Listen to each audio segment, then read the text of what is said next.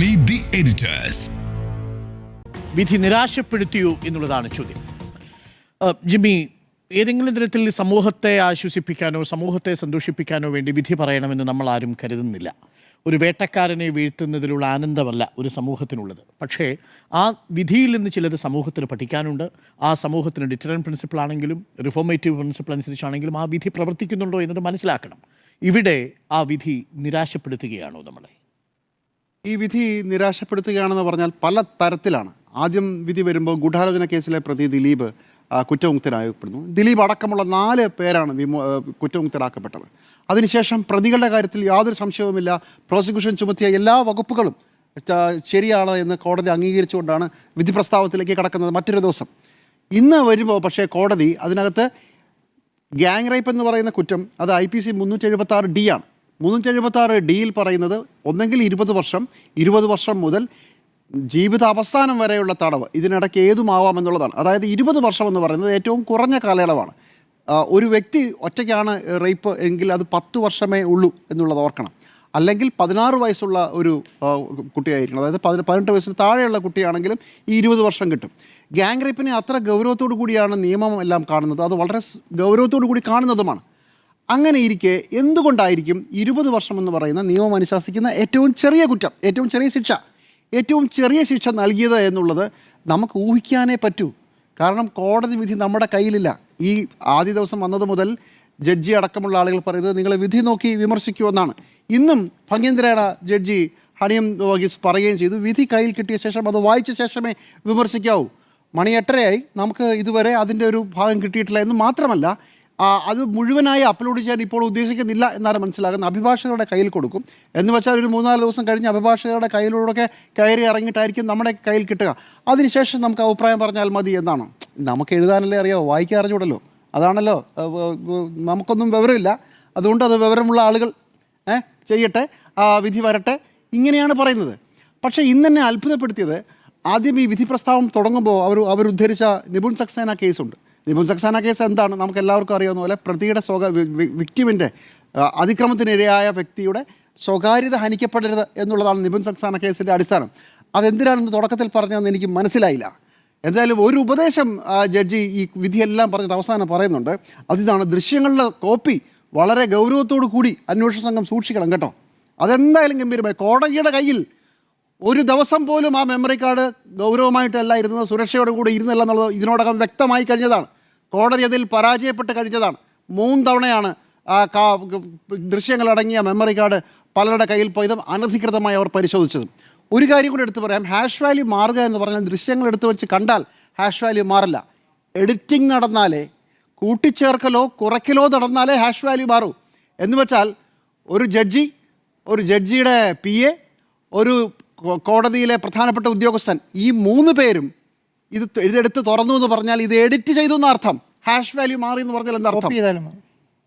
പറ്റില്ല. അതാണ് പറയുന്നത്, ഇത് കോപ്പി ചെയ്താലല്ല, അതിന് എഡിറ്റിംഗ് നടക്കണം എന്നുള്ളതാണ് അതിൻ്റെ സാങ്കേതിക വശം. ഒന്നെങ്കിൽ കുറയ്ക്കണം അല്ലെങ്കിൽ കൂട്ടണം, എന്തെങ്കിലും ഒരു അഡീഷനോ സബ്ട്രാക്ഷനോ ഈ ഫയലിനകത്ത് നടക്കണം. അത് വീഡിയോ ഫയലായാലും മറ്റേത് ഫയലായാലും അങ്ങനെയാണെന്നാണ് പറയുന്നത്. കോപ്പിയെങ്കിൽ മാറില്ല എന്നാണ് ഞാൻ മനസ്സിലാക്കുന്നത്. അപ്പോൾ എന്തായാലും ഇന്ന് കോടതി വിധിയിൽ നമുക്ക് അറിയാവുന്ന കാര്യങ്ങളല്ലേ പറയാൻ പറ്റൂ. പറഞ്ഞാൽ നമുക്ക് എഴുതാനല്ലേ അറിയോ, വായിക്കാൻ അറിഞ്ഞൂടല്ലോ. അപ്പോൾ ജഡ്ജി പറഞ്ഞനുസരിച്ച് ദൃശ്യങ്ങളുടെ കോപ്പി ഭംഗിയായി സൂക്ഷിക്കണം എന്ന് പറഞ്ഞ ഭാഗത്തെക്കുറിച്ച് നമുക്ക് എന്തായാലും ചർച്ച ചെയ്യാം. അതെന്തായാലും നന്നായി, ജഡ്ജിയെ അഭിനന്ദിക്കുന്നു. കാരണം അന്വേഷണ ഉദ്യോഗസ്ഥരെങ്കിലും ഒരു ശുഷ്കാന്തി കാണിക്കുക, ഞങ്ങൾക്കോ പറ്റിയില്ല, കോടതിക്കോ പറ്റിയില്ല, നിങ്ങളെങ്കിലും മര്യാദയ്ക്ക് ചെയ്യണം എന്നാണ് പറഞ്ഞതെങ്കിൽ വളരെ നല്ല കാര്യം. മറ്റൊരു കാര്യം പറഞ്ഞത്, ഒരു ശിക്ഷ വിധിക്കുന്നത് സമൂഹ മനസാക്ഷിക്ക് വേണ്ടിയാണോ പ്രതിക്ക് വേണ്ടിയാണോ എന്നൊരു തർക്കം വന്നു. ഞാനതിനകത്ത് ജഡ്ജിയോടും നിയമ സംവിധാനത്തിൽ അങ്ങനെ പറയുന്നവരോടും വിയോജിക്കുകയാണ്. സമൂഹത്തിന് കൂടി ഒരു സൂചന തന്നെയാണ്. പല കേസുകളിലും അങ്ങനെ കോടതികൾ പറഞ്ഞിട്ടുമുണ്ട്. ഇവിടെ എന്തുകൊണ്ടാണ് മാറ്റി പറഞ്ഞതെന്ന് എനിക്ക് മനസ്സിലാകുന്നില്ല. സമൂഹത്തിന് മനസ്സിലാകാൻ വേണ്ടിയിട്ടാണെന്നേ വളരെ കാര്യമായ ശിക്ഷ നൽകുന്നത്. ഒരു ഡിറ്ററൻ്റ് എഫക്റ്റ്, ഒരു ഭയം, ഇനി മേലാൽ ഇങ്ങനെ ഒരു കുറ്റം ചെയ്യുന്നതിൽ നിന്ന് ഒഴിവാക്കാൻ വേണ്ടി കൂടിയാണ് കോടതികൾ ശിക്ഷ വിധിക്കുന്നതെന്നാണ് ഞാൻ കരുതുന്നത്. അങ്ങനെ വേണമെന്നാണ് എൻ്റെ അഭിപ്രായം. ഇവിടെ ഒരു കൊട്ടേഷൻ കൊടുത്തു എന്ന് പറയുന്നത് അംഗീകരിക്കുന്നില്ല എന്ന് കോടതി പറയുന്നു. അത് എന്തുകൊണ്ട് അംഗീകരിക്കുന്നില്ല എന്നുള്ളത് അത് നമുക്ക് ചർച്ച ചെയ്യാൻ പറ്റില്ല. കാരണം വിധി വന്നിട്ടില്ല, ഒന്നും തൊടാൻ പറ്റില്ലെന്ന്, ഒരു സാധനം ഇണ്ടാൻ പറ്റില്ല. കാരണം നമുക്ക് വായിക്കാൻ അറിഞ്ഞൂടല്ലോ, എഴുതാനല്ലേ അറിയാവൂ. അപ്പം അതും പറയാൻ പറ്റില്ല. അപ്പം നമുക്ക് ആകെ പറയാവുന്നൊരു സാധനം, ഇത് വളരെ വ്യാപകമായി എല്ലാവരെയും ഞെട്ടിച്ച സമൂഹത്തിൽ ഒരു സ്ത്രീ വാഹനത്തിൽ പോകുമ്പോൾ അവരെ കുറച്ച് പേര് ചേർന്ന് തട്ടിക്കൊണ്ടുപോയി റേപ്പ് ചെയ്യുക, അതിൻ്റെ വീഡിയോ എടുക്കുക, ആ വീഡിയോ ഒരു പ്രത്യേക രീതിയിൽ വിവാഹമോതിരം കാണിച്ചുകൊണ്ട് എടുക്കണമെന്ന് പറയുക, ഇങ്ങനെയൊക്കെ ചെയ്ത ഒരു സംഭവത്തിൽ സമൂഹത്തിലെ ഇത്തരം ആളുകളെ നോക്കൂ, ഇതൊരു ഗംഭീര ഐഡിയയാണ്, പല ആളുകൾക്കും കൊടുത്തിട്ടുണ്ടെന്ന് നിങ്ങൾക്ക് അറിയാൻ മനസ്സിലാവുന്നതല്ലേ ഉള്ളൂ. മൊബൈൽ ഫോണും വീഡിയോ ക്യാമറയും വന്നതിന് ശേഷം എത്രയോ റേപ്പ് കേസുകൾ, എത്രയോ സ്ത്രീ പീഡനങ്ങൾ ഇരുചെവി അറിയാതെ പോലീസ് സ്റ്റേഷൻ്റെ കവാടത്തിൽ പോലും വരാതെ ഒതുക്കപ്പെട്ടു പോയിട്ടുണ്ട്. നമുക്ക് തന്നെ എത്ര സംഭവങ്ങൾ അറിയാം. ലോകം മാറിക്കഴിഞ്ഞു. മൊബൈൽ ക്യാമറ വന്നതോടുകൂടി സ്ത്രീ പീഡകരുടെ സ്വാതന്ത്ര്യം വല്ലാതെ കൂടിയിട്ടുണ്ട്. ആർക്കെതിരെയും അതിക്രമം നടത്താൻ രഹസ്യമായി അതൊരു ക്യാമറയിൽ റെക്കോർഡ് ചെയ്യുകയോ ക്യാമറയിൽ റെക്കോർഡ് ചെയ്തിട്ടുണ്ടെന്ന് ഇരയെ ഭയപ്പെടുത്തുകയോ ചെയ്താൽ ഒരു 90% കേസുകളും വരില്ല. അപ്പോൾ അങ്ങനെയൊക്കെ ഇരിക്കുമ്പോൾ ഒരു ഡിറ്ററൻ്റ് എഫക്റ്റ്, ഒരു ഭയപ്പെടുത്തുന്ന എഫക്റ്റ് കൊടുക്കണ്ടേ കോടതി? അതിനല്ലേ കോടതി നിൽക്കേണ്ടത്. അല്ലാതെ ഒരു വിക്ടിമും 3-4-5-6 പ്രതികളും തമ്മിലുള്ള ഒരു കൊടുക്കൽ വാങ്ങൽ മാത്രമാണോ ഒരു കോടതി വിധി? ഇത് വളരെ ഗൗരവമായൊരു കുറ്റമല്ലേ? അവിടെയാണ് വീണ്ടും നമുക്ക് സംശയം വരുന്നത്. എങ്ങനെയാണ് 376D എന്ന് പറയുന്ന ഗ്യാങ് റേപ്പിലെ ഏറ്റവും ചെറിയ കുറ്റം, ചെറിയ ശിക്ഷ 20 വർഷം തടവ് എന്നുള്ളത് മാത്രമാകുന്നത്? അപ്പോൾ ഡെറ്ററൻ്റ് എഫക്റ്റ് നോക്കിയില്ല എന്നുള്ളതാണ് എൻ്റെ അഭിപ്രായം. എന്ന് മാത്രമല്ല, കോടതി ഇന്ന് വിധി പ്രസ്താവന നടത്തുമ്പോൾ ചോദിച്ച വേറൊരു പ്രധാനപ്പെട്ട ചോദ്യം, അത് പ്രോസിക്യൂട്ടറാണ് ചോദിച്ചത്. ശരിയാണ്, ഈ കുറ്റകൃത്യം നടത്തിയതിൽ പൾസർ സുനി മാത്രമാണ്, ബാക്കി എല്ലാവരും കൂടെ നിന്നതായിരുന്നു. അതുകൊണ്ട് ശിക്ഷയുടെ തോത് എങ്ങനെ ഇരിക്കുമെന്നതിനെക്കുറിച്ച് ഒരു ചർച്ച നടന്നു. അത് ജഡ്ജി ഉദ്ധരിച്ചത് ജോയിൻ്റർ പ്രിൻസിപ്പിളാണ്. അതുപോലെ തന്നെ എങ്ങനെയാണ് ഒരു കുറ്റകൃത്യം എന്ന് വെച്ചാൽ, ഇപ്പോൾ ഒരു 4 പേര് ചേർന്ന് ഒരാളെ വെടിവെക്കാൻ പോയി, ആ ഉദ്ദേശത്തോടെ വെടിവെക്കാൻ പോയി, ഒരാളുടെ വെടിയുണ്ട മാത്രമാണ് അയാളുടെ ദേഹത്ത് കൊണ്ടത്, അയാൾ മരിച്ചുപോയി, ബാക്കിയുള്ളൊരു വെടിവെച്ചില്ല. പക്ഷേ അയാൾ എല്ലാ സഹായ സഹകരണങ്ങളും ചെയ്ത് ആ ഉദ്ദേശത്തോടു കൂടിയാണ് ഇവരെല്ലാവരും പോയത്. അങ്ങനെയാണെങ്കിൽ ഈ 4 പ്രതികളും വെടിവെച്ച കുറ്റത്തിന് ശിക്ഷിക്കപ്പെടും, തെളിയിക്കപ്പെട്ടാൽ. അതാണ് കോടതിയുടെ നിയമം. നമ്മുടെ നാട്ടിലെ നിയമം അങ്ങനെയാണ്, ലോകം എല്ലായിടത്തും അങ്ങനെയാണ്. ഒരു ഗ്രൂപ്പായിട്ടുള്ള ഒരു തീരുമാനത്തോടു കൂടി എല്ലാവരും പോയി, ഒരാൾ മാത്രം ആ കൃത്യം ചെയ്താലും ഇവരെല്ലാവരും ശിക്ഷിക്കപ്പെടും. അപ്പോഴും ഇത് ചെയ്ത ആൾക്ക് കുറച്ചുകൂടെ ഗൗരവമായ ശിക്ഷ ഈ വിത്തിൻ ദ ലിമിറ്റ്സ്. ഇവരെല്ലാവരും ഗ്യാങ് റേപ്പ് തന്നെ ചെയ്തതാണ്. അതിൽ ഈ ആക്ട് ചെയ്തയാൾക്ക് കുറച്ചുകൂടെ കൂടുതൽ ശിക്ഷ കൊടുക്കുകയും മറ്റേയാൾക്ക് കുറവ് ശിക്ഷയെക്കുറിച്ച് തുടക്കത്തിൽ അങ്ങനെ ഒരു ചർച്ചയൊക്കെ ഉണ്ടായതാണ് ഇന്ന് കോടതി നടപടി കേൾക്കുമ്പോൾ എനിക്ക് മനസ്സിലായത്. അപ്പോഴും എങ്ങനെയാണ് ഈ ആക്ട് ചെയ്ത 1-ാം പ്രതി പൾസർ സുനിയും ഇതിന് കൂടെ നിന്ന് ബാക്കിയുള്ളവർക്കും ഒരേ ശിക്ഷ കിട്ടുന്നത്? അതെന്ത് യുക്തിയാണ്? അപ്പോൾ കോടതി വിധിക്കകത്ത് ഈ ബലാത്സംഗം എന്ന് പറയുന്ന കാര്യത്തെ അത്ര ഗൗരവത്തോടെ അല്ല തെളിയപ്പെട്ടത് എന്നുള്ള എന്തെങ്കിലും വലിയ തെളിവുകളുണ്ടോ? അതുകൊണ്ടാണോ നിങ്ങൾ ജഡ്ജ്മെൻറ്റിന് വേണ്ടി കാത്തിരിക്കുമെന്ന് പറഞ്ഞത്? അറിയില്ല സാർ, ഞങ്ങളിത് കണ്ടിട്ടില്ല ഇതുവരെ. പക്ഷെ സംശയം ഭയങ്കര ബലപ്പെടുത്തുന്നതാണ്. പ്രോസിക്യൂഷൻ്റെ പ്രധാനപ്പെട്ട വാദങ്ങളെല്ലാം 1 മുതൽ 6 പ്രതികളുടെ കാര്യത്തിൽ ബലാത്സംഗം, ഗൂഢാലോചന, തെളിവ് നശിപ്പിക്കൽ, ഇതെല്ലാം ഇവർ ചെയ്തിട്ടുണ്ടെന്ന് പറയുകയും ചെയ്യുന്നു. വളരെ ക്രൂരമായ, കേരളത്തെ ഞെട്ടിച്ച, ഇന്ത്യയെ തന്നെ ഞെട്ടിച്ച ഒരു ബലാത്സംഗമായിട്ട് പോലും അതിനകത്തെ 1-ാം പ്രതിക്കും കൂടെ വന്ന ആളുകൾക്കുമെല്ലാം ഒരേ ശിക്ഷയാണ് കൊടുത്തിരിക്കുന്നത്. അത് ഏറ്റവും കുറവുമാണ്. അതെങ്ങനെ ശരിയാവും? ഭാഗ്യത്തിന് നമ്മുടെ ശിക്ഷാ നിയമത്തിൽ 20 വർഷമാണ് എഴുതിയിരുന്നത്. 10 വർഷമായിരുന്നെങ്കിൽ ചിലപ്പോൾ 10 പോയേനെ. പൾസർ സുനി ഇപ്പോഴേ പുറത്തിറങ്ങിയേനെ, അല്ലേ? അല്ലെങ്കിൽ ഒരു 3 വർഷം കൊണ്ട് പുറത്തിറങ്ങിയേനെ. ഒറ്റ പ്രശ്നമേ ഉള്ളൂ. ഇതെല്ലാം കാണുമ്പോൾ വിധി പ്രസ്താവം വായിക്കാത്തത് കൊണ്ട് അറിയില്ല എന്താണ് അതിനകത്ത് പറഞ്ഞിരിക്കുന്നത്. അതിനുശേഷം നമുക്ക് വിശദമായി ചർച്ച ചെയ്യാൻ പറ്റുമായിരിക്കും.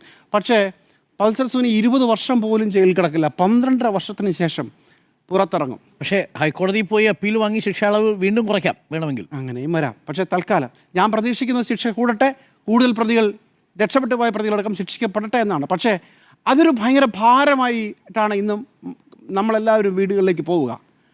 ഇത്രയും ബഹളം ഉണ്ടായിട്ട്, ഇത്രയും സെൻസേഷണലായ കേസിൽ ഇത്രയും വിശദമായി എന്തിനാ? പൾസർ സുനി 2 മാധ്യമങ്ങളോട് ഇതെല്ലാം സമ്മതിച്ചതല്ലേ?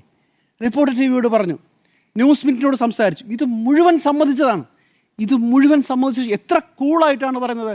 ആ റേപ്പിൻ്റെ 3 കോപ്പികൾ എടുത്തു, 1 ഇന്നാർക്ക് കൊടുത്തു, 1 മറ്റൊരാൾക്ക് കൊടുത്തു. അപ്പം 3 അത് ഞാൻ കൈവച്ചു, എനിക്ക് ഉണ്ടാവില്ലേ ആഗ്രഹമെന്നോ?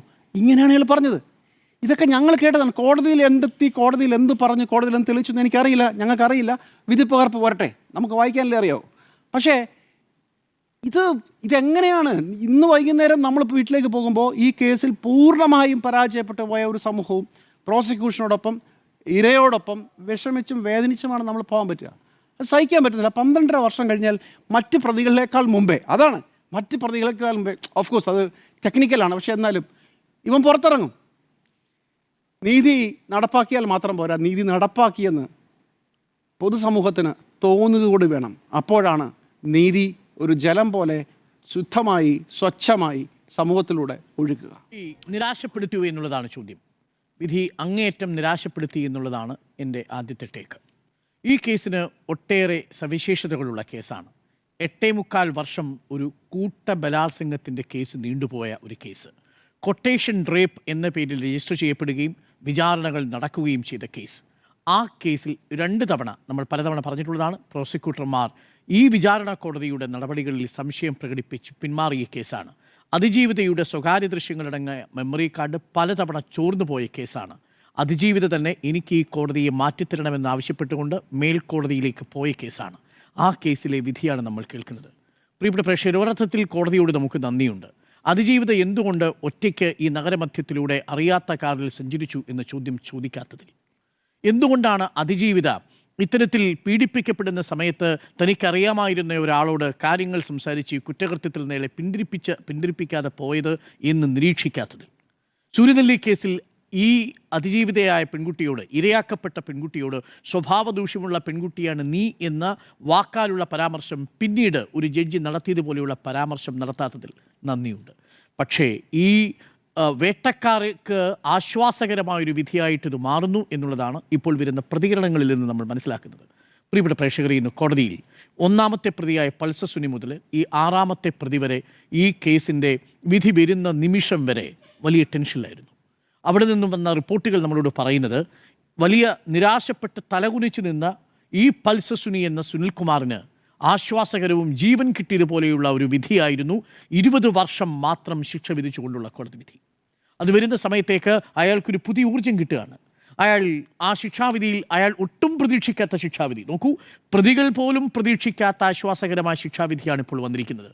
റേപ്പിന്, പ്രത്യേകിച്ച് 376D പ്രകാരം രജിസ്റ്റർ ചെയ്യപ്പെടുന്ന ഗ്യാങ് റേപ്പിന് പരമാവധി ശിക്ഷ ജീവപര്യന്തമാണെന്നിരിക്കെ അതിൽ ഏറ്റവും ചെറിയ ശിക്ഷയായ 20 വർഷം, ഗൂഢാലോചനയുണ്ട് ഈ കേസിൽ, അതിന് 20 വർഷം ജീവപര്യന്തം വിധിക്കാവുന്ന കേസാണ്. അതിലും ഏറ്റവും ലഘുവായ ശിക്ഷ 20 വർഷം വിധിച്ചു. IT ആക്ട് അനുസരിച്ചുള്ള ശിക്ഷകളുണ്ട്. അതുമായി ബന്ധപ്പെട്ട സ്വകാര്യ നഗ്നദൃശ്യങ്ങൾ എടുത്തതിനും അത് പ്രചരിപ്പിച്ചതിനുമുള്ള ദൃശ്യങ്ങളുണ്ട്. സ്ത്രീയെ അതിക്രമിച്ചു എന്നതിനുള്ള ശിക്ഷയുണ്ട്. ബലാത്കാരം നടത്തി എന്നതിനുള്ള ശിക്ഷയുണ്ട്. ഒപ്പം സ്ത്രീയെ അന്യായമായി തടങ്കൽ വെച്ചു എന്നതടക്കമുള്ള വകുപ്പുകളുമുണ്ട്. എല്ലാ ശിക്ഷയും ഒരുമിച്ച് അനുഭവിച്ചാൽ മതി. എല്ലാ ശിക്ഷയും ഒരുമിച്ച് അനുഭവിച്ചാൽ മതി. എത്ര കരുണയുള്ള ജഡ്ജ്മെൻ്റാണ് എന്ന് നമുക്ക് തോന്നും, അല്ലേ?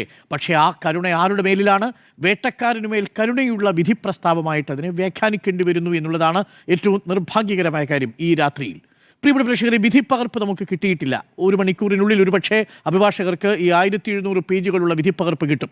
അതിലേറ്റവും പ്രസക്തമായ ഭാഗം അതിൻ്റെ വിധിന്യായത്തിലുള്ള എന്തുകൊണ്ട് ദിലീപ് അടക്കമുള്ള പ്രതികൾ കുറ്റമുക്തരാക്കപ്പെട്ടു, എന്തുകൊണ്ട് 6 പ്രതികൾ വരെ ഏറ്റവും ലഘുവായ ശിക്ഷ കിട്ടി എന്നുള്ളതാണ്. പ്രിയപ്പെട്ട പ്രേക്ഷകരെ, നമ്മളുടെ എല്ലാ നിയമ സംവിധാനങ്ങൾക്കും നമ്മളുടെ ശിക്ഷാവിധികൾക്ക് 2 പ്രിൻസിപ്പിളുകളാണ് പ്രധാനമായിട്ടും ഉള്ളത്. നേരത്തെ പറഞ്ഞു, ഡിറ്ററൻറ്റ് പ്രിൻസിപ്പിളും ഒപ്പം റിഫോർമേറ്റീവ് പ്രിൻസിപ്പിളും. ഡിറ്ററൻറ്റ് പ്രിൻസിപ്പിൾസ് അനുസരിച്ച് ഇതേപോലെ ഒരു ഹീനസ് ക്രൈം ചെയ്ത, ഇതുപോലെയൊരു ഞെട്ടിക്കുന്ന കുറ്റകൃത്യം നടത്തിയ ഒരു പ്രതിക്ക് ഏറ്റവും ലഘുവായ ശിക്ഷ കൊടുക്കുന്നു എന്ന് പറയുമ്പോൾ അത് സമൂഹത്തിൽ ഭീതിയാണോ ഉണ്ടാക്കുക, സമൂഹത്തിൽ ഇതേപോലെ കുറ്റവാസനയുള്ളവർക്ക് പ്രേരണയാണോ ഉണ്ടാവുക? അത് പ്രിയപ്പെട്ട പ്രേക്ഷകരുടെ മനസാക്ഷിക്ക് ഞാൻ വിട്ടു നൽകുന്നു. ഇതൊരിക്കലും ഒരു ഡിറ്ററൻറ്റ് പ്രിൻസിപ്പിളിനെ ശരിയായ വിധത്തിൽ സാധൂകരിക്കുന്ന വിധിയല്ല എന്നതാണ് എൻ്റെ ഒരു നിലപാട്. പ്രിയപ്പെട്ട പ്രേക്ഷകർ, ഒരു കാര്യം മനസ്സിലാക്കൂ. ഈ കേസിൽ ഈ വേട്ടക്കാരന് കിട്ടിയിരിക്കുന്ന ആത്മവിശ്വാസം എന്ന് പറയുന്നത് ചെറുതല്ല. അയാൾക്ക് പോലും ഈ വിധിയിൽ ഭയമില്ല എന്നുള്ളതാണ്. അയാൾ പോലും ഈ വിധിയെ ആശ്വാസത്തോടു കൂടിയാണ് കാണുന്നത് എന്നുള്ളതാണ്. 36 വയസ്സുണ്ട് 1ാമത്തെ പ്രതിയായ പൾസർ സുനിക്ക്. ആ പൾസർ സുനിക്ക് ഇനി കോടതിയിൽ അനുഭവിക്കേണ്ടി വരുന്നത് 12 വർഷവും 7 മാസവുമാണ്. എന്ന് പറഞ്ഞാൽ ഇത് 2025 ഡിസംബർ മാസമാണെങ്കിൽ 2037 മെയ് മാസമാകുമ്പോൾ കൊച്ചി നഗരത്തിൽ അയാൾ വന്നിറങ്ങും. അപ്പോൾ അയാളുടെ പ്രായം 48. ഇന്ന് പ്രായമാണ് കോടതി പരിഗണിച്ചത്. ഇരയുടെ പ്രായം കോടതി പരിഗണിക്കേണ്ടതായിരുന്നില്ലേ? ഈ ഇര കടന്നുപോയ മാനസികാവസ്ഥയെക്കുറിച്ച് തെല്ലു പരിഗണന വിധിന്യായത്തിൽ പ്രകടമായിരുന്നെങ്കിൽ 12 വർഷത്തിനു ശേഷം പുറത്തിറങ്ങുന്ന ഈ പ്രതി എന്തായിരിക്കും ഈ ഇരയോട് സമാനമായ നിലകളിൽ ഉള്ള പെൺകുട്ടികളോട് ചെയ്യാൻ പോകുന്നതിനെക്കുറിച്ച് ഒരു വിചാരവും ആർക്കും ഉണ്ടാവാതെ പോയതെന്തുകൊണ്ടായിരിക്കും? പ്രിയപ്പെട്ട പ്രേക്ഷകരെ, ഇയാൾക്ക് ഏതെങ്കിലും തരത്തിൽ മാറ്റം സംഭവിച്ചിട്ടുണ്ടോ? അതാണ് റിഫോർമേറ്റീവ് പ്രിൻസിപ്പിൾ.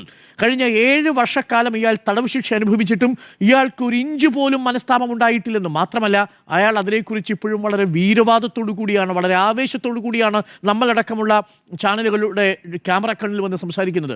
റോഷിയുടെ ഒളിക്യാമറയിൽ അദ്ദേഹം പറയുന്നുണ്ട്, ഇത് ഞാൻ ചെയ്തത് എന്തിനു വേണ്ടിയാണ്? 1.5 കോടി രൂപ കിട്ടാൻ വേണ്ടിയാണ്. ഇനി എനിക്കൊരു 70 ലക്ഷം രൂപ കൂടി കിട്ടാനുണ്ട്, 80 ലക്ഷം കിട്ടി എന്നാണ് അദ്ദേഹം പറയുന്നത്. ന്യൂസ് ബുള്ളറ്റിന് കൂടെ അഭിമുഖത്തിൽ പറയുന്നുണ്ട്, ഇനിയുമുണ്ട് 2 കൊട്ടേഷനുകൾ എനിക്ക്.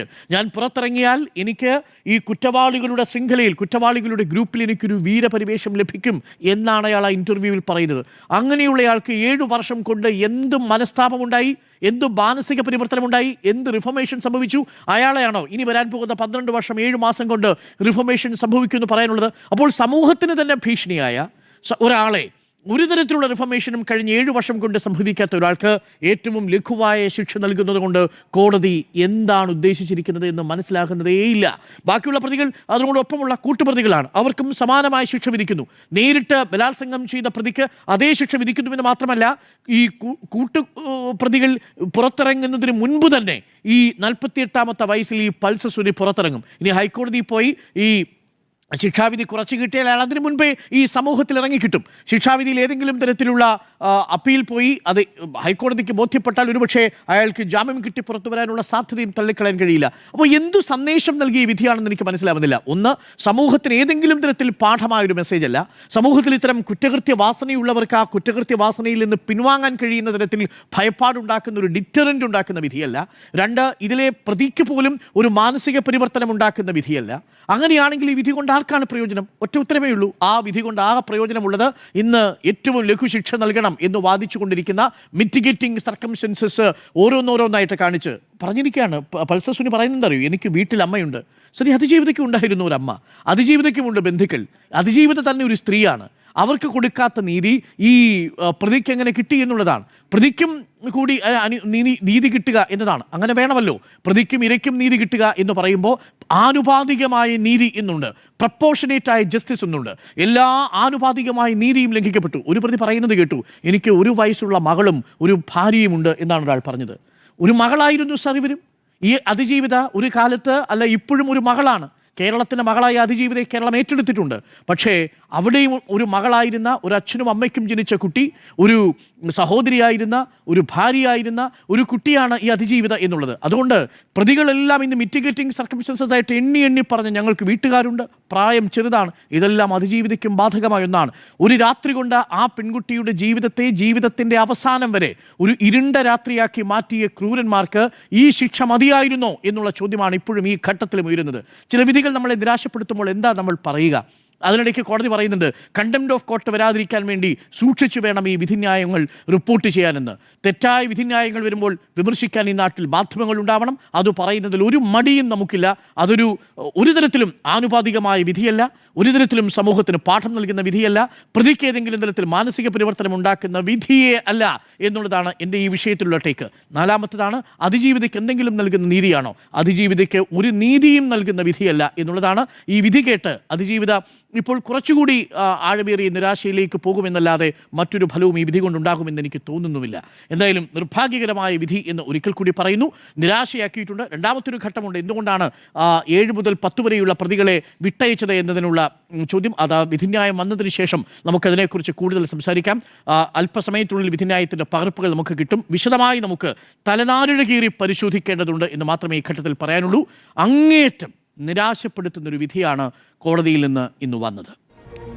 വിധി നിരാശപ്പെടുത്തിയോ എന്നാണ് ചോദ്യം. ആൻറ്റോ, ഈ അതിജീവിതം അനുഭവിച്ച മാനസിക ആ ബുദ്ധിമുട്ടാണ് ഞാനിപ്പം അനുഭവിച്ചുകൊണ്ടിരിക്കുന്ന ഈ മാനസിക ബുദ്ധിമുട്ടാണ് ഞാനിപ്പോൾ ആലോചിക്കുന്നത്. കേരളത്തിൽ ഇതുപോലൊരു വിധി ഒരു അതിജീവിതയ്ക്ക് ബുദ്ധിമുട്ടുണ്ടാവും എന്ന് ഞാൻ വിചാരിക്കുന്നില്ല. നമ്മളെപ്പോഴും അതിജീവിത എന്ന് പറയുന്നത് അവരനുഭവിച്ച ആ പീഡനം നമുക്ക് മനസ്സിലാക്കിയതുകൊണ്ടാണ്, ജനങ്ങൾ മനസ്സിലാക്കുന്നതുകൊണ്ടാണ് അതിജീവിത എന്ന് പറയുന്നത്. സത്യം പറഞ്ഞിട്ടുണ്ടെങ്കിൽ ഇതുപോലൊരു വിധിയല്ല കേരളം പ്രതീക്ഷിച്ചിരുന്നത്. നമ്മളാരും ഒരു 50 വർഷം ശിക്ഷ മേടിച്ചു കൊടുക്കുക, ഒരു ജീവപര്യന്ത ശിക്ഷ മേടിച്ചു കൊടുക്കുക എന്ന ഉദ്ദേശത്തോട് പെരുമാറുന്ന ആൾക്കാരും അല്ല, അങ്ങനെ ചെയ്യണമെന്ന് ഉദ്ദേശിക്കുന്ന ഒരാൾ പോലും ഉണ്ടെന്ന് ഞാൻ വിചാരിക്കുന്നില്ല. പക്ഷേ എന്താ കാര്യം, നമ്മൾ എപ്പോഴും താരതമ്യം ചെയ്യപ്പെടുക എന്ന് പറഞ്ഞാൽ ഒരു കൊലപാതക കുറ്റത്തിൽ നമ്മൾ ഈ വധശിക്ഷ വരെ വിധിക്കുന്ന കേസുകളുണ്ടല്ലോ. എന്തുകൊണ്ടാണ് അങ്ങനെ വിധിക്കുന്നത്? കാരണം അത് വിധിക്കാനുള്ള കാരണം ഒരാളെ കൊന്നതുകൊണ്ടാണ്. കാരണം അദ്ദേഹത്തിന് ഈ നാട്ടിൽ ജീവിക്കാനുള്ള എല്ലാ സാഹചര്യമുള്ള ഒരാളെ കൊന്നിട്ടാണ് ഈ പറയുന്ന ശിക്ഷകളെല്ലാം വാങ്ങുന്നത്. അപ്പോൾ നമ്മളെ സംബന്ധിച്ചിടത്തോളം, കേരളത്തിലെ എല്ലാവരെയും സംബന്ധിച്ചിടത്തോളം കേരളത്തിന് ഇതൊരു പാഠമാകണം, അല്ലെങ്കിൽ ഇതുപോലൊരു അതിജീവിതം ഇനി ഉണ്ടാകാൻ പാടില്ല, അതുപോലെ തന്നെ ഗ്യാങ് റേപ്പ് ഇനി നടക്കാൻ പാടില്ല, അത് മൊബൈലിൽ ചിത്രീകരിക്കാൻ പാടില്ല. കാരണം അതിനൊക്കെ ഏറ്റവും സാധ്യതയുള്ള സമയമാണ് ഈ കാലയളവ് എന്ന് പറയുന്നത്, ഈ കാലം എന്ന് പറയുന്നത്. അപ്പോൾ ആ സ്ഥലത്ത് ഇങ്ങനെ ഒരു സംവിധാനം ഉണ്ടാകാൻ പാടില്ല എന്നുള്ളത് കൊണ്ടാണ് എല്ലാവരും പറയുന്നത് തക്കതായ ശിക്ഷ കൊടുക്കണം എന്ന് പറയുന്നത്. ഈ തക്കതായ ശിക്ഷ എന്ന് പറയുമ്പോൾ അത് ഏറ്റവും കുറഞ്ഞ ശിക്ഷ എന്ന് പറഞ്ഞാൽ തക്കതായ ശിക്ഷയല്ല എന്നുള്ളതാണ്. കേരളത്തിലെ സംബന്ധിച്ചിടത്തോളം ഇപ്പോൾ 8-ാം പ്രതി തുടങ്ങി 8-ാം പ്രതിനെയും 7-ാം പ്രതിനെയും 9-ാം പ്രതിനെയും ഒക്കെ വെറുതെ വിട്ടു എന്നുള്ളതാണ്. അപ്പം 8-ാം പ്രതിനെയും 7-ാം പ്രതിനെയും 9-ാം പ്രതിനെയും ഒക്കെ വെറുതെ വിടുന്ന സമയത്ത് എല്ലാവരും വിചാരിക്കുന്നത് എന്താണ്, ഇപ്പോൾ 1 തുടങ്ങി 6 വരെയുള്ള പ്രതികൾക്ക് തക്കതായ ശിക്ഷ കൊടുത്ത് അതെങ്കിലും ഒരു മെസ്സേജായി പുറത്തേക്ക് വരും എന്നുള്ളതാണ്. പക്ഷേ അങ്ങനെ ഒരു മെസ്സേജ് അല്ല പുറത്തേക്ക് വരിക എന്നുള്ളതാണ്. വിധി കിട്ടാതെ വിധിയെക്കുറിച്ച് അഭിപ്രായം പറയരുതെന്ന് പറയും, വിധി പുറത്ത് കൊടുക്കാതെ പുറത്ത് വരാതിരിക്കുകയും ചെയ്യുക എന്ന് പറയുന്നതാണ്. ഇപ്പോൾ 1800 പേജുള്ള വിധിയാണെന്ന് പറയുന്നു. ഈ ആദ്യം 1800 പേജിൻ്റെ വിധി നമുക്ക് ഒരു 300 പേജുള്ള ഒരു പേപ്പർ ബണ്ടിൽ നമ്മൾ വാങ്ങിയാൽ എത്ര ഉണ്ടാവും നമുക്കറിയാം അല്ലേ? അപ്പോൾ 1800 പേജുള്ള ഒരു പേപ്പർ വിധി നമ്മുടെ കയ്യിൽ കിട്ടിയാൽ അതൊന്ന് പഠിച്ച് അതിനെക്കുറിച്ച് പറയണമെങ്കിൽ തന്നെ എത്ര സമയമെടുക്കും?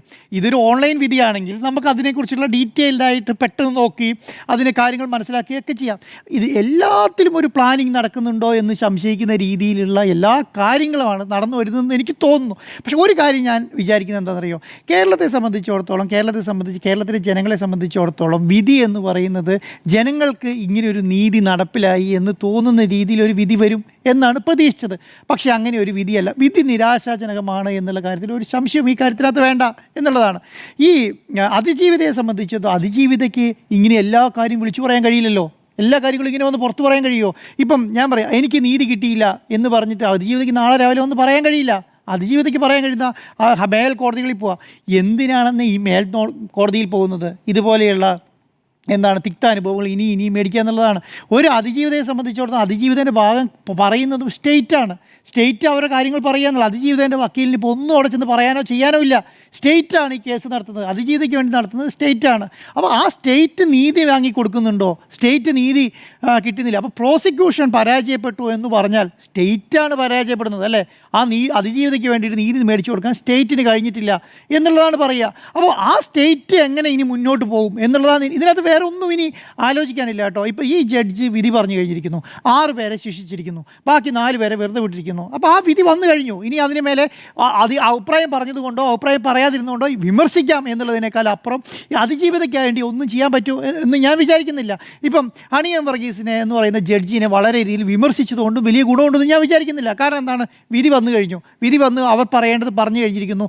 4 പേരെ വെറുതെ വിട്ടിരിക്കുന്നു, 6 പേരെ ശിക്ഷിച്ചിരിക്കുന്നു. ശിക്ഷ പോരാ, അല്ലെങ്കിൽ അതിജീവിതയ്ക്ക് നീതി കിട്ടിയിട്ടില്ല എന്ന് പറഞ്ഞാൽ ഇനിയുള്ളത് പറയാൻ കഴിയുന്ന എവിടെയാണ്? മേൽക്കോടതി പോകുക എന്നുള്ളതാണ്. അതനുസരിച്ചുള്ള കാര്യങ്ങൾ സ്റ്റേറ്റ് ചെയ്യണം എന്നുള്ളതാണ് എനിക്ക് പറയാനുള്ളത്. അതിന് മേലെ നമ്മൾ ഈ പറയുന്ന ഇഴകീറി പരിശോധിച്ചിട്ട് ഇത് പുറത്തേക്ക് വന്നാൽ കൂടെ അത് ഗുണം ചെയ്യാൻ പോകുന്നത് ആർക്കാണ്? ദോഷം ചെയ്യാൻ പോകുന്നത് അതിജീവിതയ്ക്ക് തന്നെയായിരിക്കും. കാരണം ഈ കാര്യങ്ങൾ മുഴുവൻ ഇനി ഈ പറയുന്ന വലിച്ചു കീറി ഓരോ ഇഴകീറി പരിശോധിച്ച് മാർക്കറ്റിലേക്ക് അല്ലെങ്കിൽ പുറത്തേക്ക് ജനങ്ങളിലേക്ക് ഇറക്കുക എന്നുള്ളത് മാത്രമേ ഉള്ളൂ. പക്ഷേ ഇത് ഇനിയെങ്കിലും ഇതുപോലെയുള്ള ഞാൻ കുറേ നാളുകൾ കൂടിയിട്ട് ഈ വാദമാണ് കേട്ടത്. ഞാനിത് കേട്ടിട്ടേ ഉണ്ടായിരുന്നില്ല. ഒരു ലൈവ് വാദം കേട്ടിട്ടുണ്ടായിരുന്നില്ല. അപ്പോൾ ഞാൻ ഇന്ന് കേട്ട് കഴിഞ്ഞപ്പോൾ എനിക്ക് തോന്നിയ കുറേ കാര്യങ്ങളുണ്ട്, പല കാര്യങ്ങളുണ്ട്. നമുക്കത് ആ അർത്ഥത്തിൽ പറയാൻ തോന്നുന്നില്ല. അപ്പം ആ അർത്ഥത്തിൽ പറയാൻ തോന്നാത്ത കാര്യത്തിൽ എനിക്ക് മനസ്സിലായ കാര്യം, സ്റ്റേറ്റ് വളരെ വിജിലൻ്റായി ഈ കാര്യത്തെ കൈകാര്യം ചെയ്യേണ്ട പ്രശ്നമുണ്ട് എന്നുള്ളതാണ്. വളരെ ലാഘവത്തോടുകൂടി കൈകാര്യം ചെയ്യുന്നു. ഈ അർത്ഥത്തിൽ പറഞ്ഞിട്ട് കാര്യമില്ലാത്തതുകൊണ്ട് ഇനി അത് പറയുന്നില്ല എന്നുള്ളതാണ്.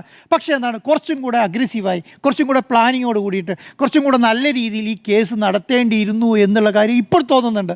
അപ്പോൾ എങ്കിൽ മാത്രമാണ് അതിനനുസരിച്ചിട്ട് ഇപ്പം ഞാൻ പറയുന്നത് നമ്മൾ കൊടുക്കേണ്ട കാര്യം നമ്മൾ പ്രോപ്പറായി കൊടുത്താലല്ലേ നമ്മൾ ഭാഗത്തുനിന്ന് കിട്ടുക എന്നുള്ളത്. അല്ലെ നമ്മളൊന്നും കൊടുക്കാതെ നമ്മുടെ കയ്യിലുള്ള കാര്യങ്ങൾ. കാരണം എനിക്ക് തോന്നിയത് ഇപ്പം ജഡ്ജിമെൻറ്റ് പറയുന്നതിന് മുൻപ് ആ ഹിയറിംഗ് നടക്കുന്ന സമയത്തിൻ്റെ ഒരു ആക്ടിൻ്റെ കാര്യമെടുത്ത് ജഡ്ജി വായിച്ച് അങ്ങോട്ട് കൊടുക്കേണ്ട അവസ്ഥ വരുന്നുണ്ട്, കാണുന്നുണ്ട് നമ്മളത്.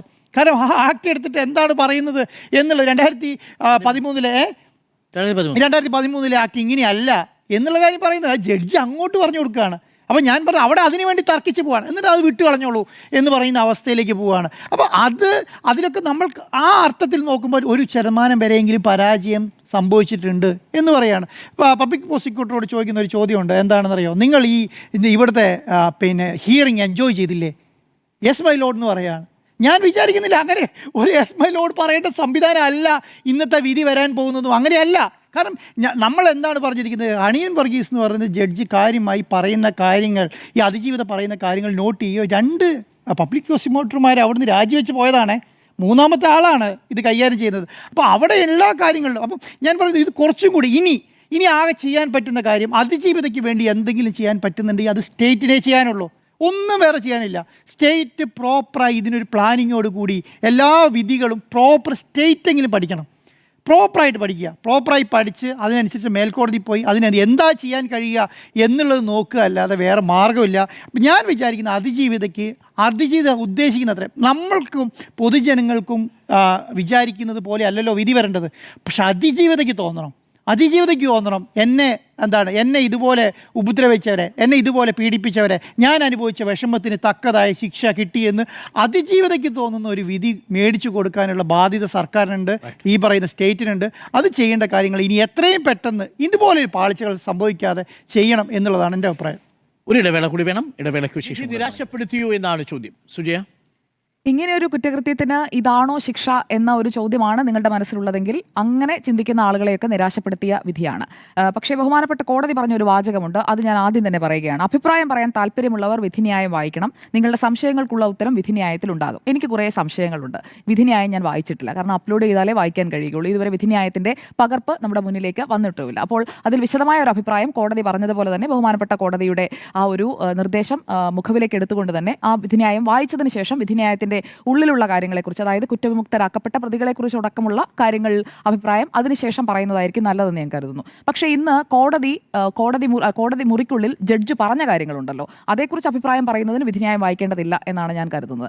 അതിൽ ജഡ്ജ് എന്ന് പറഞ്ഞത്, ശിക്ഷ വിധിക്കുമ്പോൾ ഈ കുറ്റകൃത്യം ഇരയിലും സമൂഹത്തിലും ഉണ്ടാക്കിയ ആഘാതം കോടതി കണക്കിലെടുക്കേണ്ടതുണ്ട്. ആ ആഘാതം എത്രത്തോളം ഈ ജഡ്ജ്മെന്റ് പ്രൊനൗൺസ് ചെയ്യുമ്പോൾ നമുക്ക് ഫീൽ ചെയ്തിട്ടുണ്ട്. ഈ ജഡ്ജ്മെന്റ് കേൾക്കുന്നത് അതിജീവിതം മാത്രമല്ല, ഒരു സമൂഹം മുഴുവനാണ്. ആ കോടതി മുറിയിൽ പ്രസന്റ് ആയിരിക്കുന്ന ആളുകൾ മാത്രമല്ല, ഈ കുറ്റകൃത്യത്തെക്കുറിച്ച്, ഈ കുറ്റകൃത്യത്തിന് മേൽ നടന്നിട്ടുള്ള വിചാരണയെക്കുറിച്ച്, നീതി നിഷേധത്തെക്കുറിച്ചൊക്കെ ചർച്ച ചെയ്തുകൊണ്ടിരുന്ന മനുഷ്യരെല്ലാവരും ഇന്ന് കേൾക്കുകയാണ്. അപ്പോൾ അവർക്കുണ്ടായ ആഘാതം കൂടി കോടതി കണക്കിലെടുക്കുമോ എന്നൊരു ചോദ്യം കോടതിയുടെ മുന്നിലേക്ക് ഏറ്റവും ബഹുമാനത്തോടെ വെക്കുകയാണ്.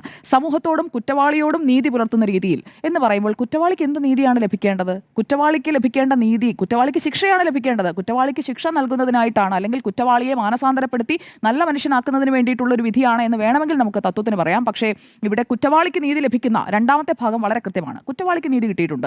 കുറ്റവാളിക്ക് അയാൾ പ്രതീക്ഷിച്ചതിനേക്കാളും മികച്ച ഒരു വിധിയാണ് ഇത് ലഭിച്ചത്. അതിൻ്റെ സന്തോഷം, അതിൻ്റെ ബോഡി ലാംഗ്വേജിലെ ഡിഫറൻസ് ഒക്കെ ആ കോടതി മുറിയിൽ തന്നെ അനുഭവപ്പെടുന്നുണ്ടായിരുന്നു. കൂട്ടുകാരുമായിട്ടൊക്കെ ചേർന്ന് നിൽക്കുന്ന പ്രതിയെയൊക്കെയാണ് അവിടെ കോടതി മുറിയിൽ കൂട്ടുകാർ വരുന്നു, കുടുംബാംഗങ്ങൾ വരുന്നു. അതൊക്കെയാണ് പ്രതികളുടെ കാര്യത്തിൽ നമ്മൾ ഇന്ന് നേരിട്ട് കണ്ടത്. അപ്പോൾ കുറ്റവാളികൾ എന്തായാലും ഈ ശിക്ഷ ഇനിയും ഇളവ് ചെയ്ത് കിട്ടുന്നതിന് വേണ്ടി അവർ മേൽക്കോടതിയിലേക്ക് പോകുമെന്ന് അപ്പോൾ തന്നെ അവരുടെ അഭിഭാഷകൻ പറയുകയാണ്. ഈ പൾസർ സുനിയുടെയും അതുപോലെ തന്നെ മറ്റു പ്രതികളുടെയും ഒക്കെ അഭിഭാഷകർ ഇന്ന് വളരെ കോൺഫിഡൻസോട് കൂടി അപ്പീൽ മൂവ് ചെയ്യുന്നതിനെ പറ്റി ആദ്യം തന്നെ പറയുകയാണ്. അതായത് നമ്മുടെ പ്രോസിക്യൂട്ടർ അജകുമാർ പറയുന്നതിന് മുൻപ്, അഡ്വക്കേറ്റ് അജകുമാർ പറയുന്നതിന് മുൻപ് തന്നെ പ്രതികളുടെ അഭിഭാഷകർ അപ്പീലിന് പോകാനുള്ള ഒരു കോൺഫിഡൻസ്, അവർക്ക് എത്രമാത്രം ഒരു കോൺഫിഡൻസോട് കൂടിയാണ് അവർ കോടതിക്ക് പുറത്ത് പറഞ്ഞ കാര്യമാണ് കേട്ടോ. കോടതി ഇനിയിപ്പോൾ ഈ കാര്യം കണക്കിലെടുക്കേണ്ട, കോടതിക്ക് പുറത്ത് നടത്തിയ സൗണ്ട് ബൈറ്റിനെ കുറിച്ചാണ് ഞാൻ പറയുന്നത്. പ്രതികളുടെ പ്രവൃത്തി സ്ത്രീയുടെ അന്തസ്സിനെ ചോദ്യം ചെയ്യുന്നതായിരുന്നു എന്ന വസ്തുത കോടതിക്ക് പരിഗണിക്കാതിരിക്കാൻ കഴിയില്ല. ഇരയായ സ്ത്രീയുടെ സുരക്ഷിതത്വത്തിനുള്ള അവകാശം ലംഘിക്കപ്പെടുകയും അവരിൽ ഭയവും അപമാനവും നിസ്സഹായതയും ഉണ്ടാക്കുകയും ചെയ്തു. പക്ഷേ ഇതിനോടൊപ്പം പരിഗണിച്ചിരിക്കുന്ന കാര്യം, പ്രതികളുടെ പ്രായം 40 വയസ്സിന് താഴെയാണ് പ്രായം. ഒന്നാം പ്രതി ഒഴികെ ബാക്കിയുള്ളവർക്ക് മറ്റ് ക്രിമിനൽ പശ്ചാത്തലമില്ല. അപ്പോൾ ഈ നിർഭയ കേസിലെ സുപ്രീം കോടതി നടത്തിയ നിരീക്ഷണങ്ങൾ അതൊക്കെ എടുത്തു പറഞ്ഞതിന് ശേഷം പറയുന്ന വാചകം ഇതാണ്: ഈ സാഹചര്യങ്ങളെല്ലാം കണക്കിലെടുക്കുമ്പോൾ പരമാവധി ശിക്ഷ, അതായത് വധശിക്ഷയോ ജീവപര്യന്തമോ നൽകേണ്ട സാഹചര്യമില്ല എന്ന് കോടതി കാണുന്നു. വിധിന്യായം വായിച്ചാലും ഇതൊക്കെ തന്നെ ആയിരിക്കുമല്ലോ നമ്മുടെ മുന്നിലേക്ക് വരിക. ഇതൊരു തീരുമാനമാണ്, അതായത് ജീവപര്യന്തം, വധശിക്ഷ ഇതിലേക്ക് പോകേണ്ടതില്ല എന്നതൊരു തീരുമാനമാണ്. അതിലേക്ക് കോടതിയെ നയിച്ച കാര്യങ്ങൾ എന്തൊക്കെയാണ്? അതാണ് ഈ 1700 പേജുള്ള വിധിന്യായം. എന്തായാലും ഞാൻ വായിക്കും കേട്ടോ. അത് വായിച്ച് നമുക്ക് പഠിക്കാനുള്ള കുറേ കാര്യങ്ങൾ അതിലുണ്ടാകുമെന്നാണ് ഞാൻ കരുതുന്നത്. കാരണം ഭാവിയിൽ ഞാനൊരു സ്ത്രീയാണ്, എനിക്കടക്കം ഇങ്ങനെയൊരു സാഹചര്യത്തിലൂടെ കടന്നു പോകേണ്ടി വന്നാൽ കാത്തിരിക്കുന്ന വിധി ഇങ്ങനെയുള്ളതാണ് എന്നുണ്ടെങ്കിൽ ആ ഉപദ്രവിക്കുന്നയാളെ അങ്ങ് കൊന്നു കഴിഞ്ഞാൽ നമ്മൾ സ്വയരക്ഷയ്ക്ക് വേണ്ടി ചെയ്യുന്ന കൊലപാതകത്തിന് കിട്ടുന്ന ശിക്ഷ എന്ന് പറയുന്നത് അത് ഇതിനേക്കാളും കുറവായിരിക്കുമല്ലോ. കാരണം ഇതുപോലെ തന്നെയുള്ള കോടതികളിൽ എനിക്ക് നല്ല വിശ്വാസമുണ്ട്, നല്ല കോൺഫിഡൻസ് ഉണ്ട്. അപ്പോൾ അതിന് കിട്ടുന്ന ഈ കുറ്റകൃത്യത്തിന് ചെയ്ത ആളുകൾക്ക് കൊടുക്കുന്ന ശിക്ഷ ഇതാണ് എന്നുണ്ടെങ്കിൽ ഇങ്ങോട്ട് കാണിക്കുന്ന അതിക്രമത്തിന് സ്ത്രീകൾ തിരിച്ച് ആ രീതിയിൽ റെസ്പോണ്ട് ചെയ്യേണ്ട ഒരു കാലത്തിലേക്ക് പോവുകയാണോ എന്ന ഒരു ചോദ്യം ന്യായമായും സ്ത്രീകളുടെ മനസ്സിൽ ഉണ്ടാകും എന്നുള്ളതാണ് എനിക്ക് ഇന്ന് തോന്നിയത്. വിധിപ്പകർപ്പ് ഇന്ന് അപ്ലോഡ് ചെയ്യില്ല എന്നാണ് നമ്മൾ മനസ്സിലാക്കുന്നത്. എന്തായാലും അഭിഭാഷകർക്ക് ലഭിക്കുന്ന വിധിയുടെ ആ പകർപ്പിൽ നിന്ന് ഉള്ള വിവരങ്ങൾ എന്തായാലും മാധ്യമങ്ങളിലൂടെ ഇന്ന് രാത്രിയോ അല്ലെങ്കിൽ നാളെയോ ഒക്കെ ആയിട്ട് പുറത്തു വരാനായിട്ടുള്ള ഒരു സാഹചര്യമാണ് നമ്മൾ കാണുന്നത്. നാളെ തദ്ദേശ തെരഞ്ഞെടുപ്പിന്റെ വോട്ടെണ്ണലാണ്. അതുകൊണ്ട് തന്നെ നാളെ ഇത് എത്രത്തോളം ചർച്ചയാകുമെന്നും അറിയില്ല. ഒരു പക്ഷേ ഈ നമ്മൾ കരുതുന്ന രീതിയിൽ ഇന്ന് ഇപ്പോൾ അത് വരികയാണെങ്കിൽ ഉണ്ടാകുന്ന ഒരു ഗ്രാവിറ്റിയിലായിരിക്കില്ല. നാളെ ഇപ്പോൾ തെരഞ്ഞെടുപ്പ് ഫലത്തിൻ്റെയൊക്കെ തിരക്കിലേക്ക് നേതാക്കളടക്കം പോകും. രാഷ്ട്രീയക്കാർക്കും അവരുടെ രാഷ്ട്രീയമായിട്ടുള്ള കാര്യങ്ങളായിരിക്കുമല്ലോ പ്രധാനം. അപ്പോൾ ഈ അതിജീവിത ഈ കേസിന്റെ വിധി, ആ വിധി വന്നല്ലോ എന്ന് പറഞ്ഞുള്ള ഒരു ഒഴുക്കൻ മറ്റുള്ള മറുപടി ആയിരിക്കും നാളെ ഈ പകർപ്പ് വന്നാലും കാണാൻ നമ്മൾ പോവുക. ഇവിടെ ബലാത്സംഗം ചെയ്തു എന്നുള്ളത് കണ്ടെത്തിയതാണ്. പൾസർ സുനിയുടെ ആ വീഡിയോ ദൃശ്യങ്ങൾ പൾസർ സുനി തന്നെ ഞാനിത് കൊട്ടേഷൻ ഏറ്റെടുത്ത് ചെയ്ത കുറ്റകൃത്യമാണ് എന്ന് പ്രതി സമ്മതിച്ച കാര്യമാണ്. എന്നിട്ടും ഒരു ജീവപര്യന്തമില്ല എന്ന് പറയുമ്പോൾ ബലാത്സംഗം ചെയ്താലും ഇത്രയേ ഉള്ളൂ ശിക്ഷ എന്ന് പറയുന്നത് സമാന കുറ്റകൃത്യങ്ങൾ ചെയ്യാനായി കാത്തിരിക്കുന്ന ധാരാളം മനുഷ്യരുള്ള ഒരു ഇടത്ത് തന്നെയാണ് നമ്മൾ ജീവിക്കുന്നത്. അത് സ്ത്രീകൾക്ക് എന്തായാലും ആശങ്കയുണ്ടാക്കുന്ന ഒരു കാര്യം തന്നെയാണ് എന്നുള്ളത് ഞാൻ എടുത്തു പറയാൻ ആഗ്രഹിക്കുകയാണ്. അപ്പോൾ മാലയിൽ കൊരുത്ത മുത്തുപോലെയുള്ള പ്രതികൾ, അല്ല മുത്തുപോലെയുള്ള പ്രതികളാണ് എന്തായാലും, മാലയിൽ കൊരുത്ത മുത്തുപോലെയാണ് ഈ പ്രതികളുടെ എല്ലാം കുറ്റകൃത്യങ്ങൾ കാണേണ്ടതെന്ന് പറഞ്ഞാൽ പ്രോസിക്യൂഷനും ഒരു കൈയടി കൊടുക്കണം കേട്ടോ. പ്രോസിക്യൂഷൻ എന്തിനാണ് ഇങ്ങനെ ഒരു കേസ് നടത്തുന്നത് എനിക്ക് മനസ്സിലാവുന്നില്ല. വിധിന്യായം വായിച്ചു കഴിഞ്ഞാലേ പ്രോസിക്യൂഷൻ എവിടെയൊക്കെയാണ് പാളിയതെന്നുള്ളത് മനസ്സിലാക്കാൻ സാധിക്കുകയുള്ളൂ. തുല്യ പ്രാധാന്യത്തോടെ ഈ 6 പ്രതികളെയും കാണണമെന്ന് പറഞ്ഞിടത്ത് പ്രോസിക്യൂഷൻ തെറ്റിയിട്ടുണ്ട്. കാരണം പൾസർ സുനി എന്ന് പറയുന്നത് ഡിഫറൻ്റ് ആണ്. പൾസർ സുനി നേരിട്ട് ഈ കുറ്റകൃത്യം ചെയ്തയാളാണ്. അത്രയും ക്രൂരമായി ഈ ഇരയാക്കപ്പെട്ട പെൺകുട്ടിയെ വേദനിപ്പിച്ച, അവൾക്ക് മാനസികാഘാതം ഉണ്ടാക്കിയ ആൾ പൾസർ സുനിയാണ്. ബാക്കി 5 പേരും ആ കുറ്റകൃത്യത്തിന് സഹായിച്ചവരാണ്. പക്ഷേ മാലയിൽ കൊരുത്ത മുത്തുപോലെ അവരെ അങ്ങ് കാണണമെന്ന് പറഞ്ഞ് പൾസർ സുനിക്ക് മാത്രമായി ഈ ജീവപര്യന്തം കിട്ടുന്ന ഒരു സാധ്യത കൂടി അടച്ചത് ഇന്ന് പ്രോസിക്യൂഷനാണ് എന്നുള്ളതാണ് എൻ്റെ പരിമിതമായ നിയമജ്ഞാനം കൊണ്ട് എനിക്ക് മനസ്സിലാക്കാൻ സാധിച്ചത്. ഈ 40 വയസ്സിന് താഴെയുള്ളവർക്ക് അപ്പോൾ എന്തും ചെയ്യാൻ കഴിയുമോ എന്നൊരു ചോദ്യം കൂടി പൊതുസമൂഹം ഇപ്പോൾ ചോദിക്കുന്നുണ്ട്. പ്രായത്തിന്റെ ഇളവ് കിട്ടുമെന്നുണ്ടെങ്കിൽ 40 വയസ്സിന് താഴെയുള്ളവർക്ക് ഏത് ക്രൂരകൃത്യവും ചെയ്തു കഴിഞ്ഞാൽ ആ പ്രായത്തിന്റെ ഇളവ്, കുടുംബ പശ്ചാത്തലം, മറ്റ് അതിക്രമങ്ങൾ ചെയ്തിട്ടില്ല, ഫസ്റ്റ് ക്രൈം ചെയ്യുന്ന അയാൾക്ക് 40 വയസ്സിൽ താഴെയാണ് പ്രായമെന്നുണ്ടെങ്കിൽ അയാളെ കാത്തിരിക്കുന്നത് ഇത്രയും ചെറിയ ശിക്ഷയാണ് എന്നുള്ളൊരു മെസ്സേജ് കൂടി ഈ വിധി കൊടുക്കുന്നുണ്ട് എന്നതാണ് നമ്മൾ മനസ്സിലാക്കേണ്ടത്. ആർക്കു വേണ്ടിയാണ് ഈ ക്രൈം ചെയ്തത്? ഒരു ഗൂഢാലോചനയും കണ്ടെത്താൻ കഴിഞ്ഞിട്ടില്ല. ക്രിമിനൽ ഗൂഢാലോചന കുറ്റം തെളിയിക്കാൻ പ്രോസിക്യൂഷനും കഴിഞ്ഞിട്ടില്ല. അപ്പോൾ ആർക്കു വേണ്ടിയാണ് ഈ ക്രൈം ചെയ്തത്? നോക്കൂ, ഇവിടെ 8ാം പ്രതിയായിരുന്ന ഇപ്പോൾ കുറ്റമുക്തനാക്കിയ ദിലീപും ഗൂഢാലോചനയെ കുറിച്ച് പറയുന്നുണ്ട്. അപ്പോൾ എന്തോ ഒരു ഗൂഢാലോചന നടന്നിട്ടുണ്ട്. അത് എന്താണെന്ന് തെളിയണം. ഇന്ന് ചലച്ചിത്ര അക്കാദമിയുടെ മുൻ അധ്യക്ഷനായ പ്രേംകുമാർ പറഞ്ഞു, എല്ലാവരും ഈ ഗൂഢാലോചനയെ കുറിച്ച് പറയുന്നുണ്ട്, അതിജീവിത പറയുന്നുണ്ട്, പൊതുസമൂഹം പറയുന്നുണ്ട്, ഗൂഢാലോചന നടന്നുവെന്ന് ഇപ്പോൾ കുറ്റവിമുക്തനാക്കിയ ദിലീപും പറയുന്നുണ്ട്. അപ്പോൾ ഗൂഢാലോചന ഉണ്ട് എന്നുള്ളത് എല്ലാവരും പറയുമ്പോൾ അത് അന്വേഷിക്കപ്പെടേണ്ടേ, അല്ലെങ്കിൽ അതിനെക്കുറിച്ചുള്ള കൃത്യമായ കണ്ടെത്തലുകളിലേക്ക് പോകേണ്ടേ? അതിനായി ഞാൻ കാത്തിരിക്കുകയാണ്. ഈ 1700 പേജുള്ള വിധിന്യായത്തിൽ ഏത് പേജിലായാലും അതൊന്ന് വായിക്കണമെന്ന് എനിക്ക് ആത്മാർത്ഥമായ ആഗ്രഹമുണ്ട്. റേപ്പ് എന്ന് പറയുന്ന കുറ്റകൃത്യം, റേപ്പ് എന്ന് പറയുന്ന അത് ക്രൈം, ആ ഒരു കുറ്റകൃത്യത്തിന് ഇത്ര മാത്രമാണോ ശിക്ഷ എന്നുള്ള ഒരു ചോദ്യവും പൊതുസമൂഹം ഇപ്പോൾ ചോദിച്ചുകൊണ്ടിരിക്കുകയാണ്. IPC 376D അത് നടന്നു കഴിഞ്ഞിട്ടുണ്ടെങ്കിൽ ആ ഒരു ക്രൈമിന് ഇപ്പോൾ BNS-ലേക്ക് മാറിയിട്ടുണ്ട്. എങ്കിൽ പോലും ഈ ക്രൈമിന് കൊടുക്കുന്ന പണിഷ്മെന്റ്, ക്രൈമിന് കിട്ടുന്ന പണിഷ്മെന്റ് എന്താണ് എന്നുള്ളതാണ് പൊതുസമൂഹത്തെ എഡ്യൂക്കേറ്റ് ചെയ്യേണ്ടതെന്നുള്ളതാണ് എൻ്റെ ബോധ്യം. അപ്പോൾ ഒരു ക്രൈമിന് ഇതാണ് നിങ്ങളെ കാത്തിരിക്കുന്ന ശിക്ഷ എന്നുള്ളതാണ് ഇന്നത്തെ ഈ വിധിയിലൂടെ പൊതുസമൂഹത്തെ എഡ്യൂക്കേറ്റ് ചെയ്തിരിക്കുന്നത് എന്ന് വേണം നമ്മൾ ഇതിലെ ഇപ്പോൾ പൊതുസമൂഹത്തിൽ നടക്കുന്ന ചർച്ചകളിൽ നിന്നായാലും ഒക്കെ നമ്മൾ മനസ്സിലാക്കേണ്ട കാര്യം. പ്രോസിക്യൂഷൻ ജീവപര്യന്തം കൊടുക്കണം, പരമാവധി ശിക്ഷ കൊടുക്കണം എന്നൊക്കെ വാദിച്ചു. പക്ഷേ അതിലേക്ക് സപ്പോർട്ട് ചെയ്യുന്ന രീതിയിൽ വാദം നടന്നു എന്നതും ഈ 1700 പേജുള്ള വിധിന്യായത്തിൽ പ്രോസിക്യൂഷന്റെ ഭാഗം വായിക്കുമ്പോഴേ നമുക്ക് മനസ്സിലാക്കാൻ സാധിക്കുകയുള്ളൂ. അപ്പോൾ കേസിന്റെ ഗ്രാവിറ്റി പരിശോധിച്ചു, കയ്യടിക്ക് വേണ്ടിയുള്ള ജഡ്ജ്മെന്റ് അല്ല എന്ന് പറയുന്നു. മാത്രമല്ല, ഞാനിപ്പോൾ നേരത്തെ സൂചിപ്പിച്ചത് ഓപ്പറേഷണൽ പാർട്ടിലെ ജഡ്ജ് പറഞ്ഞ ഭാഗങ്ങളാണ്. അപ്പോൾ അതെല്ലാം നമ്മൾ വെച്ച് നോക്കുമ്പോൾ അവിടെ എന്താണ് ഈ വിചാരണ കാലയളവിൽ, അത് ഈ വിചാരണ തന്നെ അതിജീവിതയെ നിരാശപ്പെടുത്തുന്ന രീതിയിലാണ് നടന്നതെന്നുള്ളത് ക്ലിയർ ആണ്. ഇന്നത്തെ ജഡ്ജ്മെന്റ് പ്രൊനൗൺസ് ചെയ്യുന്ന ഘട്ടത്തിൽ നമ്മൾ മനസ്സിലാക്കേണ്ട കാര്യം ഈ വിചാരണ തന്നെ അവൾക്ക് വലിയ ബുദ്ധിമുട്ടുണ്ടാക്കിയിട്ടുണ്ട് എന്നത് ക്ലിയർ ആണ്. ആ ഒരു ക്ലാരിറ്റി കൂടി ഇന്ന് പൊതുസമൂഹത്തിന് വരുന്നുണ്ട്. മുന്നിൽ വന്ന തെളിവും അതുപോലെ തന്നെ ഫാക്ട്സ് ഒക്കെ വെച്ച് മാത്രമാണ് ഒരു ജഡ്ജ്മെന്റിലേക്ക് എത്താൻ കഴിയുക. ജഡ്ജിനെ ഞാൻ കുറ്റപ്പെടുത്തുന്നില്ല, അവരുടെ മുന്നിൽ വന്ന കാര്യങ്ങൾ വെച്ചാണ് അവർ ഈ ജഡ്ജ്മെന്റ് വന്നിരിക്കുന്നത്. ഈ കൊറാബറേഷൻ ഓഫ് എവിഡൻസ് അത് എത്രത്തോളം അവിടെ നടന്നിട്ടുണ്ട് എന്നതുകൂടി അറിയണം. 1 to 6 ഈ 6 പ്രതികളുടെ കാര്യത്തിൽ മാത്രമാണ് ഈ തെളിവുകളെല്ലാം കൂട്ടിയിണക്കാൻ അല്ലെങ്കിൽ തെളിവുകൾ ഈ ക്രൈമുമായി ചേർത്ത് വെക്കാൻ ഒക്കെ സാധിച്ചിട്ടുള്ളതെങ്കിൽ പ്രോസിക്യൂഷൻ ദയനീയമായിട്ട് പാളിയിട്ടുണ്ട്. അത് പ്രോസിക്യൂഷൻ അഡ്മിറ്റ് ചെയ്യണം. എന്താണ് പാളിച്ചെന്ന് മനസ്സിലാക്കിയിട്ട് വേണം അപ്പീലിന് പോകാൻ. അല്ലാതെ ഇവിടെ പൊളിഞ്ഞതുപോലെ ഹൈക്കോടതിയിലേക്ക് പോയിട്ടും പ്രത്യേകിച്ച് കാര്യമൊന്നും ഉണ്ടാകില്ല എന്നാണ് ഞാൻ കരുതുന്നത്. പരമാവധി ശിക്ഷ ലഭിച്ചില്ല എന്ന് ഇപ്പോൾ മന്ത്രിമാരടക്കം പറയുന്നുണ്ട്. അങ്ങനെയാണ് എന്നുണ്ടെങ്കിൽ എവിടെയാണ് പാളിയതെന്ന് കണ്ടെത്തിയിട്ട് വേണം അപ്പീലുമായി മേൽക്കോടതികളിലേക്ക് പോകാനായി. അപ്പോൾ എന്താണ് സംഭവിച്ചതെന്ന് അറിയാൻ ഈ വിധിപ്പകർപ്പ് പുറത്തു വരട്ടെ. 1700 പേജെങ്കിൽ 1700 പേജിൽ ആ വിധിന്യായത്തിൽ എന്താണ് പറഞ്ഞിരിക്കുന്നതെന്ന് അറിയാൻ ആകാംക്ഷയോടെ ഞാൻ കാത്തിരിക്കുകയാണ്. അറ്റ് പ്രസന്റ് ഈ വിധി നിരാശപ്പെടുത്തിയിട്ടുണ്ട്. ഓക്കെ, വിധി നിരാശപ്പെടുത്തിയോ എന്ന ചോദ്യത്തിന് 4 പേരുടെയും ഉത്തരം യെസ് എന്ന് തന്നെയാണ്.